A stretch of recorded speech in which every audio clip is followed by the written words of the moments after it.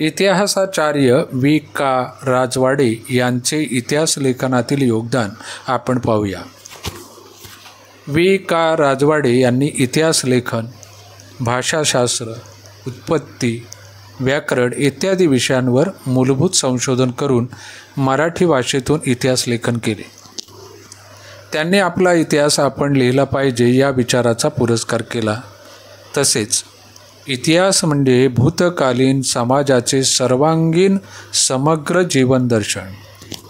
केवळ राजकीय घडामोडी, सत्तांतरासाठी कटकारस्थाने आणि युद्धे यांच्याच हरकती नव्हेत आणि मानवी इतिहास हा काल व स्थल यांनी बद्ध झालेला असून काल, स्थल आणि व्यक्ती यांची सांगड घालणे म्हणजेच ऐतिहासिक प्रसंग होय, असे इतिहासाबाबत महत्त्वपूर्ण विचार मांडत होते.